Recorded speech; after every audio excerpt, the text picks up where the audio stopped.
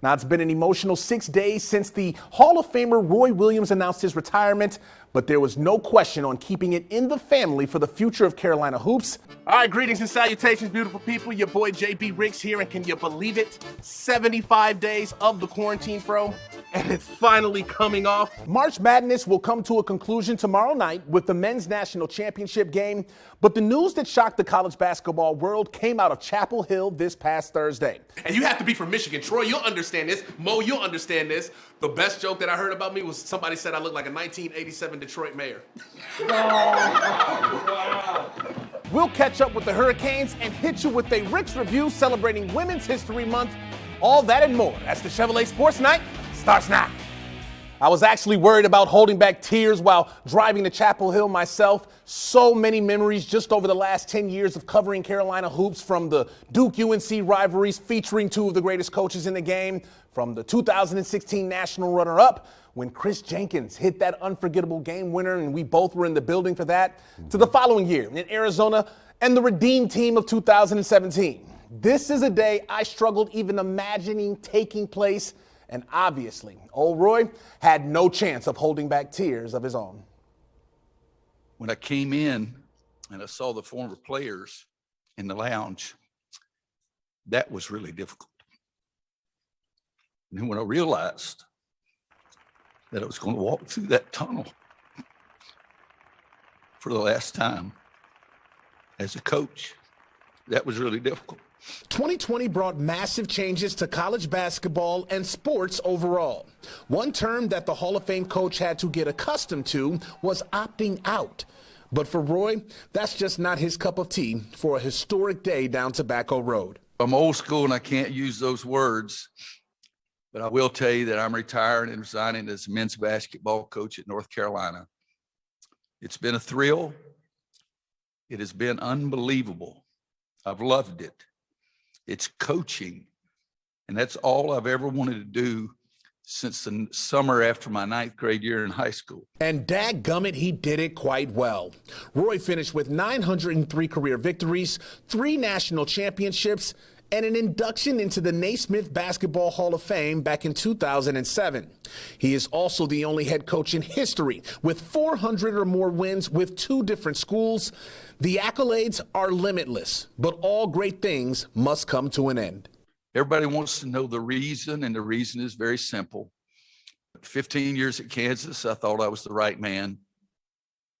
And this time at North Carolina, I thought I was the right man. I no longer feel that I am the right man for the job. There's no denying some of the health issues he endured over his final few years. Now, he feels like it's time to bring that same dedication he showed on the court to his family. I'm getting old, body's breaking down, mentally and physically. Yes, I want to see my children and grandchildren more. I want to give Wanda more time. I'm all in for going to baseball parks with the grandkids. But the biggest reason we're having this meeting is I just don't feel that I'm the right man any longer. Now, it's been an emotional 6 days since the Hall of Famer Roy Williams announced his retirement, but there was no question on keeping it in the family for the future of Carolina hoops. As for their newest head coach, this day is a dream come true. I had always wanted to be here at Carolina. You know, growing up, I had always wanted to walk out of that tunnel. Always wanted to put on that uniform, always wanted to play for Coach Smith, always wanted to play on this floor, always wanted to get an education here. I wanted to be a part of this community. I wanted to be a part of this history. Being a part of this program was a big deal to me. It was such a big deal that when old Roy came calling to leave his cushy gig with ESPN, it was a no-brainer to sign on as one of his assistants. Davis has even spent the last 7 seasons as the junior varsity head coach. You know, the last 9 years coaching under Coach Williams, it hasn't been a job at all. It's been missionary work. It's been an act of service, and I've been so honored and privileged and appreciative of being able to be in this role and being able to have a front row seat to help these kids out every day, be the best that they can be on the floor, the best in the classroom, and the best off the floor, so that whenever they leave here, they're ready to go out into the real world and thrive. And in order to lead, he made sure to follow those who paved the way before him. I've always wanted to walk the same road, the same path as Coach Smith and Coach Guthridge and Coach Williams. And I'm so excited and humbled and thankful and appreciative and excited to be able to do it with my own personality and in my own shoes.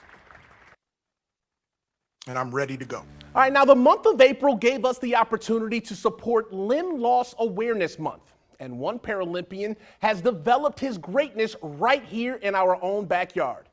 Durham native Desmond Jackson has dreams of winning the gold in Tokyo, but those dreams were temporarily dashed when the Olympic Games announced they would postpone until 2021.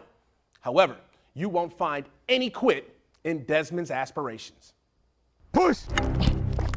If you don't know the name, There you go, stay in it. you better find out quickly. Open it up. Because this cat will leave you in his dust. Put it down. Desmond Jackson has been a phenom in this sport Good. since competing in the Rio Olympics back in 2016. Walk it back slow. A current member of the U.S. national track and field team, Des holds the U.S. record in the 100-meter dash as an above-knee amputee. I don't really think about it too much now. I've been an amputee all my life. He had extremely high hopes while preparing for the Tokyo Games this summer until that fateful day arrived where they officially postponed the Olympics due to the COVID-19 pandemic. When I first heard, I was somewhat surprised and obviously upset. For me, it was more so bittersweet, only because I looked at it as I have an extra year to train. Much better. And just an extra year to get better. Well, one thing he's not getting to use since the pandemic took off Hold that. That's it. is the track and field stadiums across the state. Feel how you was able to catch that? Good. With them all shutting down due to the stay-at-home order, Stay forward all the way to that cone, and then you'll. Des and his coach, Jamal Daniels, have had to improvise finding parks around the community that remained open. Push! However, this may have been a blessing in disguise. Open it up! The grass, it absorbs your power output, so you end up learning how to run through stress. And it taps you out a lot quicker than what you would on a normal track. So once you develop that strength endurance, you apply it to the track, you move fast. It's definitely harder than a track, you know. So it's almost like you're working harder, and as an above-the-knee amputee, it's even harder. But it's a great workout. You know, I think this is the best option we have, and I'm thankful to even be able to train right now with what's going on. Although Des will have to wait one more year to go after the gold, his coach knows the greatness that he is getting to mold.